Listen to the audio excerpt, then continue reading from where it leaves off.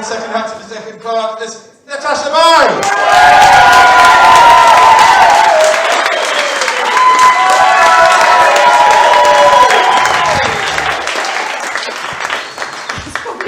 Going to get. I should go. Oh, hello. This is lovely to be here. I know what you're thinking. Who is this woman? Never heard of her. But I'm the work experience girl. Girl is possibly stretching it, but no, I'm downplaying it. You'll have seen me around. I've been in some pretty big places. If you're local, you've seen me. I was in Debenhams this morning. No, but I should properly introduce myself. So my name's Natasha Bye. I never changed my name when I got married. Smash the patriarchy!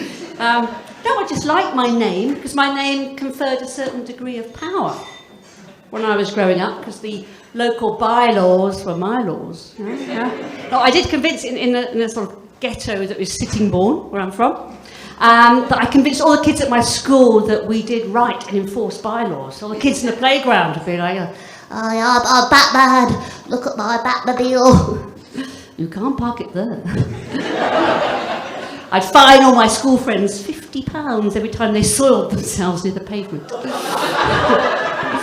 But yes, no, I was in the Crystal Palace. You know the Crystal Palace in town? It's a very nice pub. It's got 2 bars, and you can have a very intimate conversation by shouting at each other across the bars. And I saw this guy in there that I hadn't seen for years, since before I got married.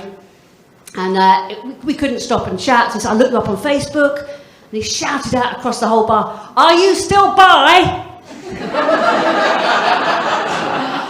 I said, "Yes, I am. My husband's very happy about it." So good to open about your sexuality. No, I didn't want to become a Mrs. really. So I got a PhD. I've realised there are easier ways to avoid becoming Mrs. So I started out. You might have seen the programme. I started out by killing insects with fungi. That is a proper field of biological research, by the way. I don't just pop into Waitrose, buy some shiitake mushrooms and start throwing them at wasps. I've fallen into the trap there, actually. My bit of my soapbox is that people often talk about mushrooms and fungi interchangeably. Well, we don't, obviously. But they're not the same thing. A mushroom is the genitalia of the fungus. You wouldn't do that with people.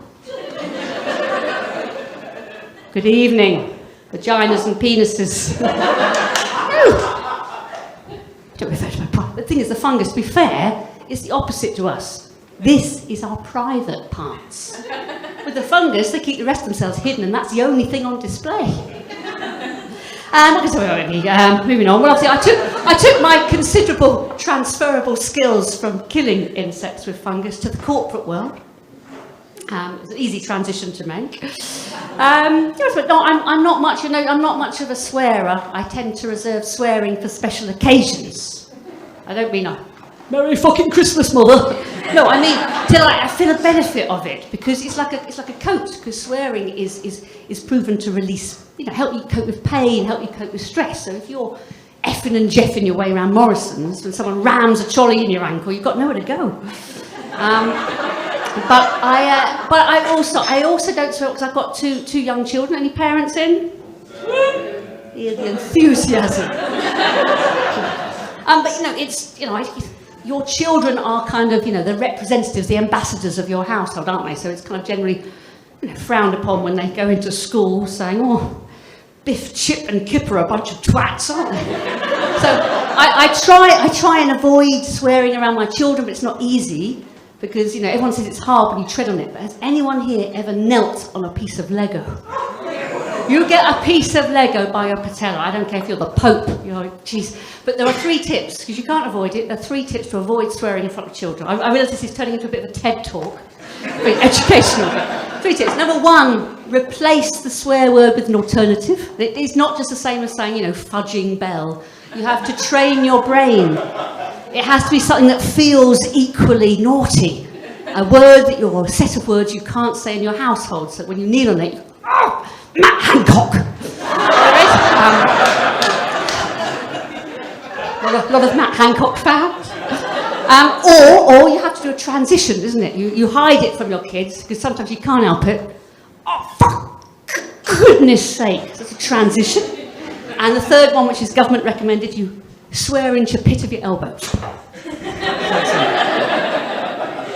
Ah, dear. So, yeah, well, it is nice to be here, physically in a room with whole people, not on a Zoom call. But I thought, we might be missing Zoom, because it's quite amazing. It has that technology, isn't it? You can set it so that the person who's speaking fills the screen, and if someone else wants to speak, the camera automatically jumps to them.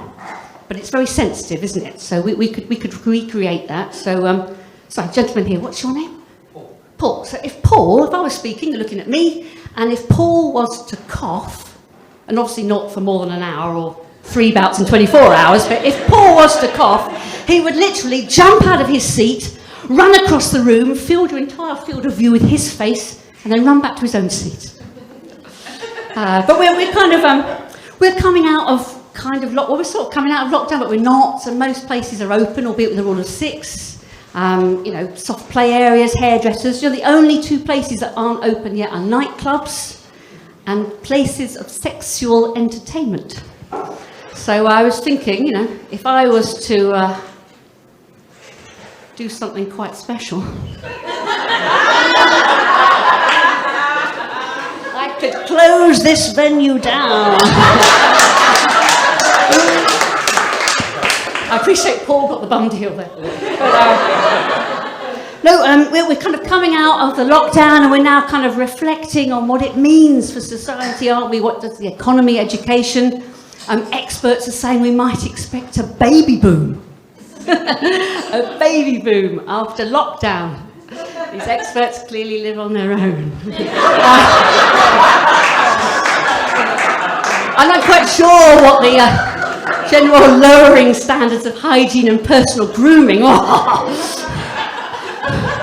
The other things they say is distance makes the heart grow fonder, yeah? Not close continued proximity in a small space over a long period of time. There is no baby boom coming. No, I don't know, what do you think? Are things now better than you thought? So if you're going back to March, how many of you think, actually, we're in a better place than I thought we'd be in March? Anyone think it were better? Oh, a few? How many think we're worse? You don't have to I'm not doing anything with the data. About the same? No. I thought I would be better. I thought in March, come September, I am going to have the hottest body ever. Because I was exercising. Well, we all were. The start of March, we were all thinking, because you could only go out, shopping or exercise. People were going out, people who'd never exercised in their lives. Street corners, drinking a bottle of Jack Daniels, doing star jumps. You walk past a group of people having a picnic, they'd see you and start doing press-ups into a quiche. But I thought, because does anyone know Joe Wicks? The nation's PE instructor. First week, 9 o'clock every day, I'm there doing high-intensity interval training with the kids. Week 2, it's on YouTube. If you miss one, you can play it back. By week 3, and I wish I'd made this up for comedic effect, but it's true. Week 3, I was watching Joe Wicks on the sofa while eating a bag of mini cheddars.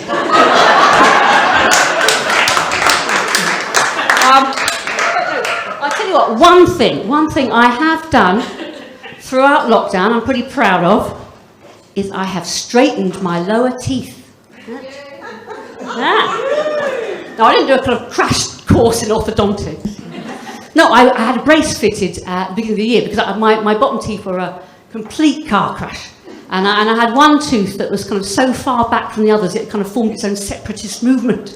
And but I thought, I know it's hard to tell, but I thought I'm in advancing years. I don't really want, the train tracks on the front of your teeth. So I spoke to the orthodontist and I said, what can I do? And she said, well, Natasha, many of my clients prefer it from behind. Thanks for sharing. So I had a brace fitted on the back of my teeth. It's amazing, you can't see it. Can't see it. So, yeah, and it's taken me a long time to get used to it. So it started, because it's metal, it's a metal wire. So it started, literally, it's very sharp. And every time, because your tongue, any time there's a foreign body in your mouth, your tongue can't help but go towards, that sounds really bad. But your tongue can't help it. But every time my tongue touched it, a little bit of tongue would get shaved off. My orthodontist had turned me into a walking, talking delicatessen. But it's amazing. But at the start, I was very fastidious with it. Every time I eat so much as a grape, I get a little tiny toothpick and clean them all. But now, even talking to you tonight, I'm like, it's a bit of sweet corn. I haven't had sweet corn since Tuesday. But it's great, it's an improvement. But I'm sure you're obviously waiting for the professional to come on. So I was thinking about how I could end my set. But I'm fairly new to comedy, but I've been in the corporate world for a long time. So I thought for those of us in the corporate world, what you do at the end of a corporate set is you have to summarise and reflect on the value you've given your audience.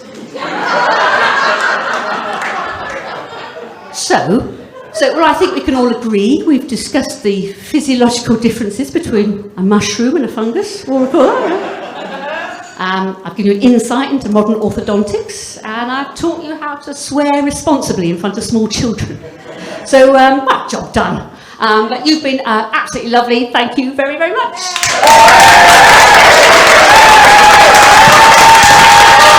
Natasha Bye.